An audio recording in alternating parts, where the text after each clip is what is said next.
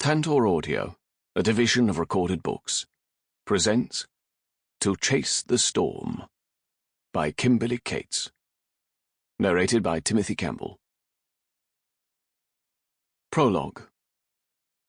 Fairies danced upon the sea, sprinkling the waves with stars. Tempted by the sight, Tessa skipped to the edge of the shore, reaching out her small, dimpled hands to catch one of the tiny creatures. But they darted away with laughter she alone could hear. Tessa was left with wet rivulets of silver sifting through her fingers. Determined, she plunged deeper, even though the cold water lapped at her chubby knees, then her bare belly, as she toddled toward the bits of light, unafraid. A wave washed over her, filling her mouth and nose with salty water, but she didn't tumble beneath it, and despite her age, she didn't shriek or wail. She laughed as her face broke through the water, blinking her dark-lashed eyes and shoving her riotous curls away from her gypsy sweet face.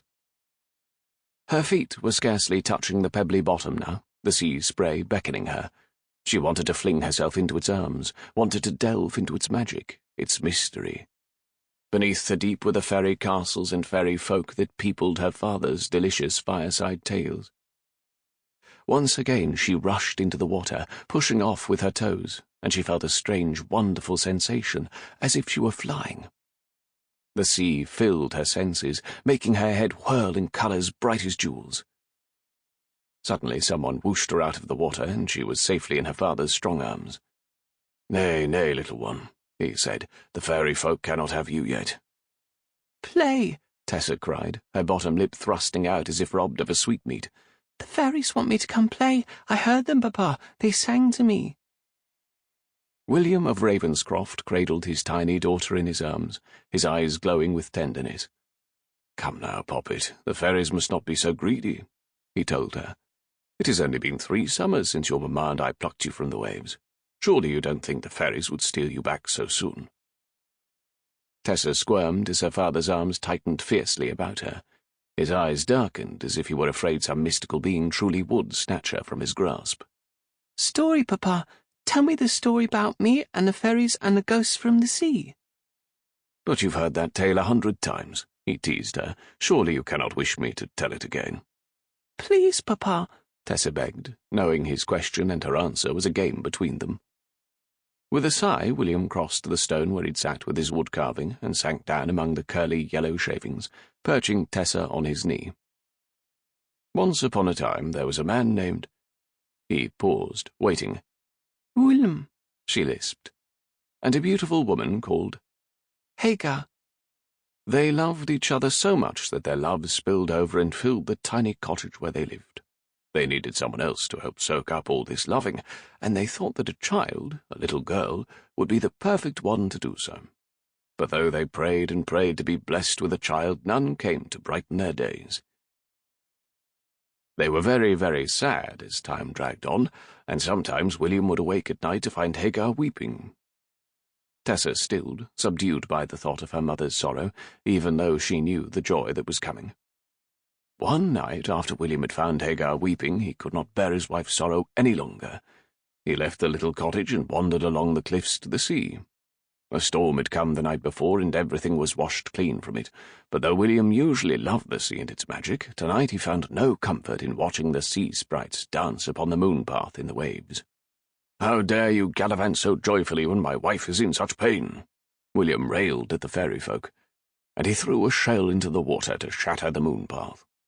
The fairy folk, their dance ruined, circled around William and threatened to plunge him deep into the sea, where the great fanged monsters wait.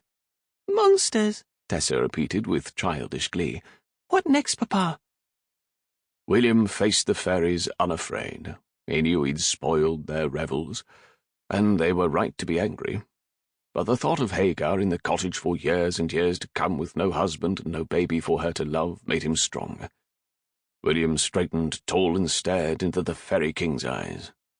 "I'll go to the monsters, and gladly," said William, "if you will but grant me one wish. Give my poor wife a babe to love." The fairy king scratched his diamond beard, his sea-green eyes dark with thought. "Never have the fairies met a human who has not deafened us pleading for his own life," the fairy king said. "Perhaps we can help you." There was a ship from France we charmed into a reef a night past, and among the treasures was a child of such beauty and such courage we carried her off in a magic cradle to our castle beneath the sea." William's heart was thundering so hard he could scarce speak. "May my wife have this child, in exchange for my life?" "Nay, this child is special, marked by the stars," the Fairy King told him. "She is far too wonderful for mere mortals to keep forever. Already the seers of the Fairy Kingdom have peered into her future and divined that she will be carried off some day by the Lord of the Sea, a bold sea ghost who will come for her. But we could entrust her into your keeping for a little while, until she is grown. Then you must give her back to us."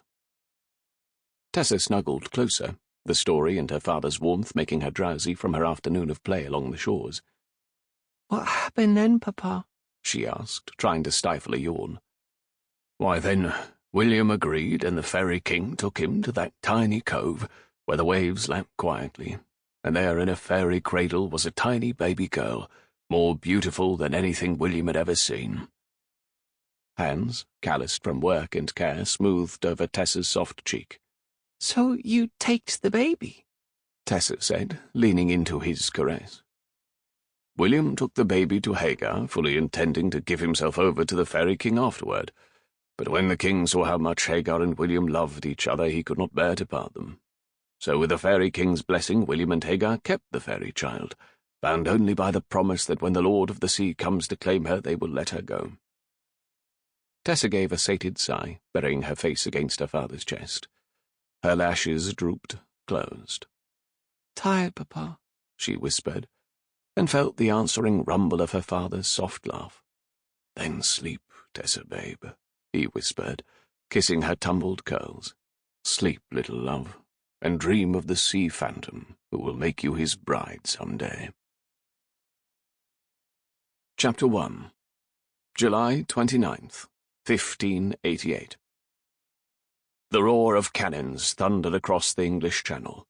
Flames spewed from scores of huge guns embedded in the bellies of the ships engaged in a deadly battle on the roiling sea. The English fleet coiled about the slower Spanish vessels like a great fanged serpent, striking at will, then slipping out of the grasp of the Armada's massive galleons. For days, Queen Elizabeth's seamen had taunted their Spanish rivals, daring the hot-tempered captains to break away from the battle formation strictly commanded by the Lord High Admiral. The smug arrogance of the northern seamen seeped like poison into the hearts of the Spaniards, searing the pride that was more precious to them than life. Until the threat of hell itself could not have leashed the fury in Captain Rafael Santadar's broad chest. He braced his legs against the pitching quarterdeck, aware that the rest of the Spanish fleet had fallen far behind him, certain that he'd been tricked into making a deadly gamble. Sir Francis Drake had lured him toward disaster. Rafael's hand clenched in white-hot frustration about the hilt of his sabre as his helmsman battled to bring the Lady of Hidden Sorrows closer to Drake's revenge, a prize that would bring not only glory to its captor, but put heart back into the sick, half-starved crewmen who manned the Armada's ships. There would be no laurels at the end of this foray, Rafael thought, sensing imminent defeat. There would be nothing but a noose crushing his throat, and the hope that his crew would not share his fate. He seethed with frustration, helplessness. He had no choice except what? To turn from Drake's attack, to flee? Never once had a ship under his command turned from battle. But if the lady held her course, these men who trusted him so blindly would soon sleep with the serpents of the deep, their death the price of Rafael Santadar's pride. And if they joined the rest of the Spanish fleet? Rafael jammed his fingers back through the unruly mass of ebony waves that tumbled about his chiseled features, his gaze sweeping over the battered, beloved hull of his gallant lady. If they returned without Sir Francis Drake as their prize, a hangman's noose would dangle from every spar, the punishment for disobeying the Lord High Admiral's express orders. Rafael's knuckles whitened as his hands clenched into fists. God forbid that a man with sea spray in his blood should use the instincts earned in a lifetime of roving stone-scoured decks. Saints forbid that any mere ship's captain should disobey the bumbling commands of the dull-witted king, or object to the misguided notions of a nobleman who grew seasick at the sight of water. Spain would have had a better chance of invading England if Philip had sent the lady alone, free under my command, Rafael thought grimly. But nay. "Rafael, beware!" The cry shattered his bitter musings just before a cannonball crashed into the mast above Rafael's head. Rafael dove from beneath the mast, the sound of cracking wood wrenching through him as though his flesh had been torn. He braced his free hand against the pitching deck, the layer of salt cast across the boards to absorb the gore of battle grinding into his palm. Oblivious to the pain, he leapt to his feet a heartbeat before the mainyard crashed down, the shattered wood hurling thick, deadly splinters at the men battling to reposition the cannon. Rafael winced as he felt something slice his cheek. He brushed it away, his hand warm with blood, and had scarce regained his balance when the roar of another cannonball pierced the ship. The second deadly ball cracked into the ship, smashing the block on which one of the massive cannons was mounted.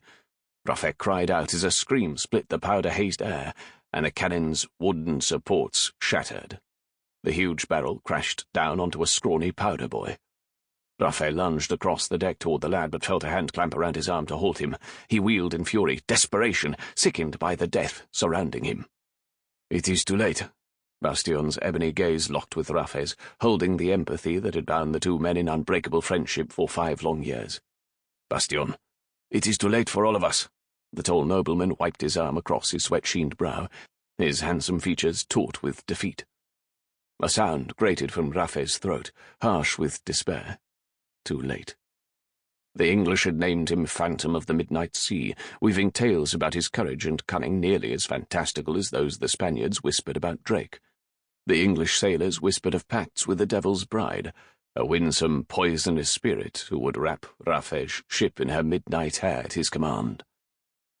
If only he could call upon some dark spirit, as the English sailors claimed, to carry him away, along with his beleaguered countrymen. But this was no game of seek and dare. There would be no escape for the lady this time, or for Philippe's great Armada. The aristocratic planes of Rafael's face contorted in anguish, his sensual lips tightened in hopeless rage. This was all a hidden waste, every ball that pierced the ship's side, every man who screamed in agony at the loss of arm, leg, or life. If only he had heeded his first impulse when Philippe had summoned the lady under Rafael's command to join the ill-fated fleet, Rafael thought.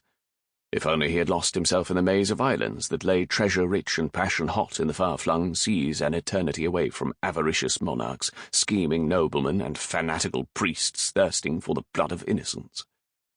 For all that he loved Spain itself, he loathed the religious plague scourging his country.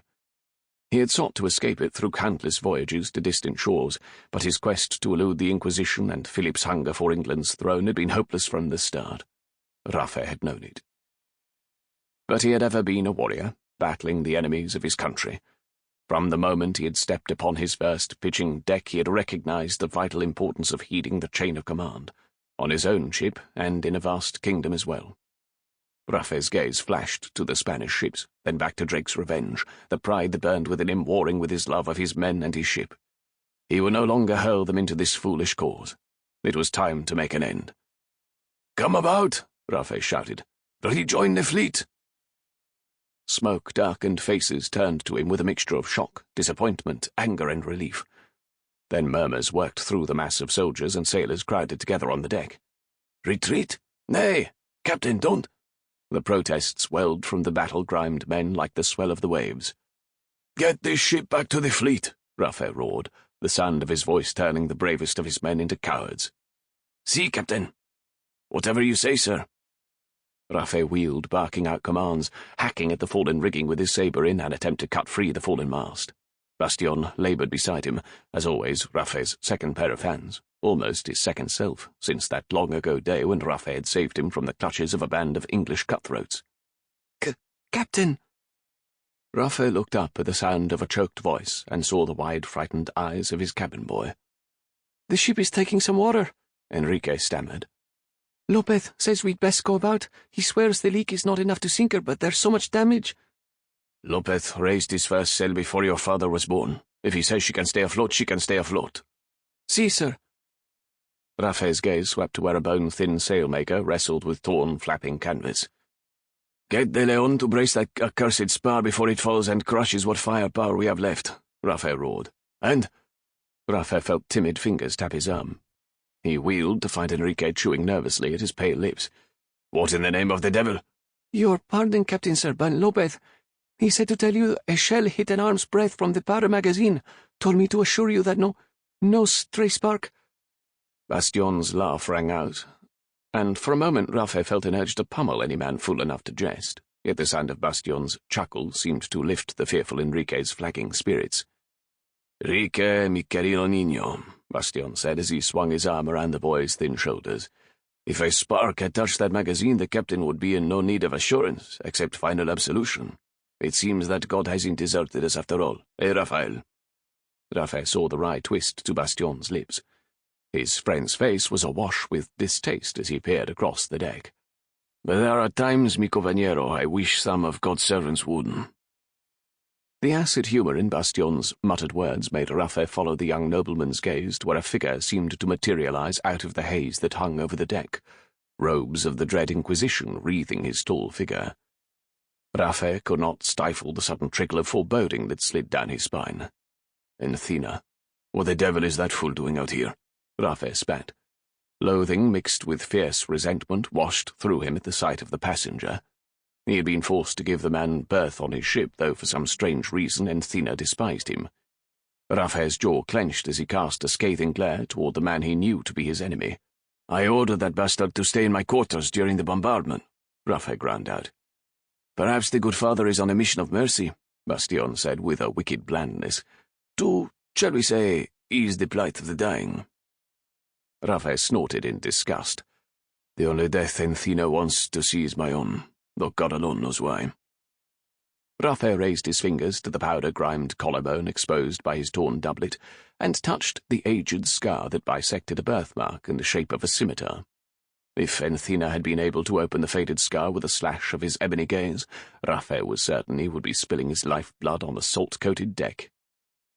He felt the deck shift beneath him as the ship heeled leeward, its bow easing toward the Spanish galleons clustered on the distant sea, but his eyes stayed locked on the Inquisitor's enigmatic countenance, Athena's stiletto-thin nose carved between the sharp angles of his cheekbones, his carnal lips curled in a mysterious half-smile. All the ugliness and the religious fanaticism infesting Rafael's homeland seemed to lurk beneath that slight curve of the Inquisitor's lips, the blackest curses, the hideous mysteries, the darkest terrors. Rafael's memory filled with the terror-stricken faces of men and women, screaming as the flames of the auto-da-fe ate away sanity, then life itself. Pain raked Rafael as he remembered the ever-gentle Brother Ambrose, the holy man who had taken in an orphaned boy and then years later had died rather than betray a fugitive Jewess to the Inquisition's crucible of death. In that instant, Ambrose's beloved countenance blurred into delicate, angelic features drowning in horror. Rafael's mother. His gut lurched at the hazy memory, the sense of danger from the Inquisitor sweeping through him, even more fiercely than Drake's grave threat. He saw Athena cross himself and turn eyes, glittering with a strange kind of triumph, heavenward. Then the haze of gunpowder closed about the Inquisitor, hiding him once more in a swirl of mist. Rafael spun again to his task, battling beside a dozen of his men to rid the lady of her crippled mast. But he had scarce driven his blade through a single length of the stubborn cord, when a cry rang out from below the deck that drove all colour from the face of every man who heard it. "Fire!" Rafael staggered as if a cannonball had slammed into his gut, his gaze struggling to pierce the pall of gunpowder that all but obscured the deck from his view. Cries of terror erupted from the soldiers, and Rafael's own sailors turned to him, their eyes wide with horror. Fire. That most dreaded of all calamities on the sea, the disaster that would most likely kill them all. Enrique's ashen face swirled before Rafael's eyes in a whirl of smoke that already carried the sharp tang of burning pitch. "Go below and get the wounded," Rafael bellowed. "Then abandon ship, each whole man carrying one who is injured. Manolo, prepare the boats." Rafael's eyes swept in an agonized path across the lady's hull, the one home that had ever really been his, the only place he had truly belonged. His jaw clenched. Bastion's face was white as he aided Manolo and the terrified cabin boy in settling a groaning soldier into one of the longboats. How did the blaze start?" the wounded man moaned. "Cannon fire," Rafael bit out. "Drake's cursed cannons." "Nay, sir." Enrique's voice quavered with fear and confusion. "What?" Rafael's hands closed on Enrique's spindly arms. "It was not cannon fire. Could not have been. Lopez said the fire started among the dry stores below the waterline. Below the waterline? How could that be? Rafael's stomach twisted. No man should have been near the storage hold. Every lantern and fire had been extinguished long before the lady had first engaged Drake. Then how— A soft splash at the side of the ship startled Rafael. He turned in surprise to where the first of the longboats was being launched. Nay, impossible, Rafael thought. Even in the throes of panic, the men could not have launched the craft so swiftly. Yet there was the longboat, cutting cleanly through the swells. Rafael could see only the outlines of the figures who manned the craft's oars, but the person who stood in the small vessel's prow was illuminated as if by some hell-born flame, his graceful hands folded in prayer, his lean face turned toward the heavens. Enthina. Rafael! Bastion's voice was raspy with smoke. The billowing clouds were searing the lungs of the men as smoke poured from the hatches. The last boat is ready. We have to abandon ship before she goes down. The fury that had been building in Rafael through the endless weeks at sea roiled through him. Frustration and helplessness, and the grating necessity of bowing to those less skilled than he. "I'll not consign her to the sea for nothing, Bastion," Rafael said. "Drake will pay the price for the lady's death, and for the death of my men. Damn it, Rafael. I'm going to sail her into the Revenge, Bastion, and pray God I reach Drake before the powder magazine explodes." "You can't mean—" Bastion's mouth hardened, and Rafael could see understanding flit across the young nobleman's face. "So we take that bastard Drake down with us, compañero?" "I take Drake down with me. You join the others." "You can't sail this hulk alone, crippled as she is," Bastion bit out. "We'll finish this together, Rafael, as we started it." Rafael saw the stubborn set to Bastion's jaw, and acknowledged the bitter truth to his words. He couldn't see to maneuver the lady and steer her toward Drake at the same time. A hot fist seemed to crush his throat. He raised one hand and gripped Bastion's shoulder. Their eyes held for an instant. "Friend." The single choked word from Rafael's throat brought a reckless smile to Bastion's face. "You would do well not to spread such ugly rumors, amigo. "Captain, sir." Bastion's words were cut off by a quavering voice, and Rafael wheeled to where the gangly Enrique now stood. I'd like to stay too." The boy raised his dark eyes to Rafael, gazing up at him with a worshipful expression Rafael had ever tried to quell. "Manolo and I could man the sails well enough so that you'd have a better chance."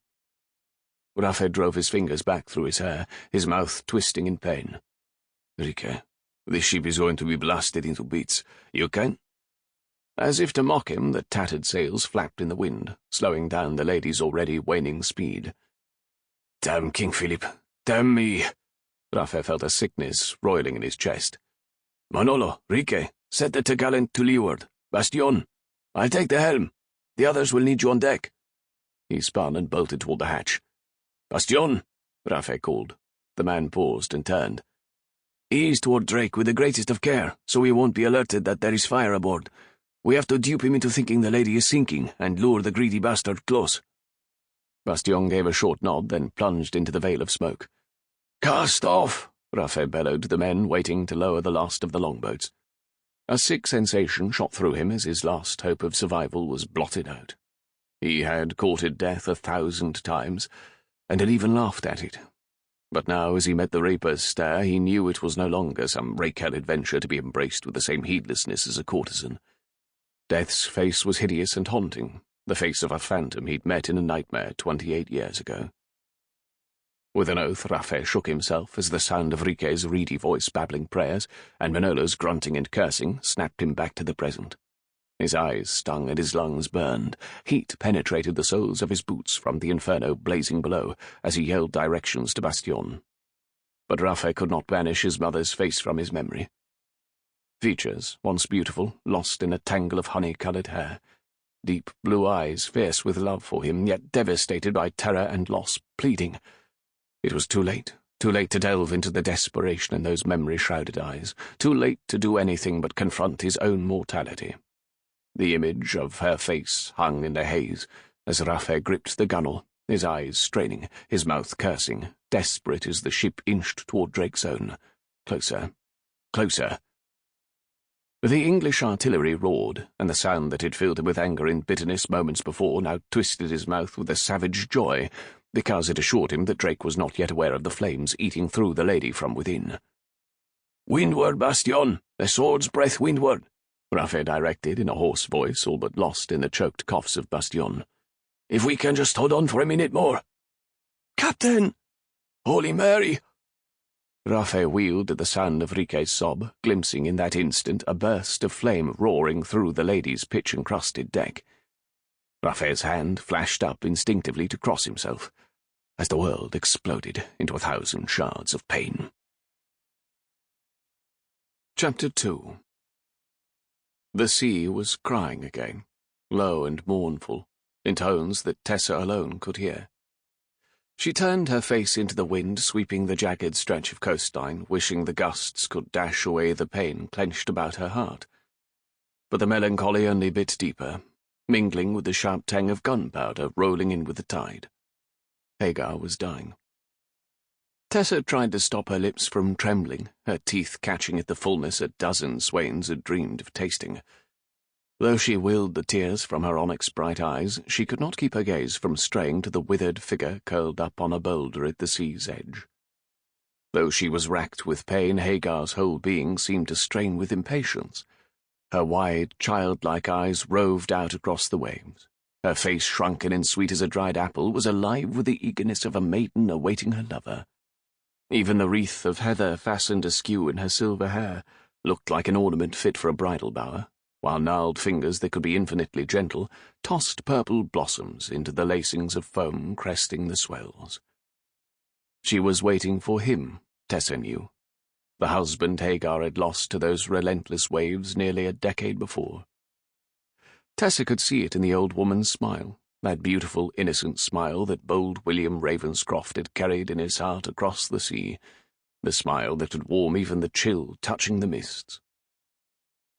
"Are you coming for her, Papa? Will you come again to bring her treasures?"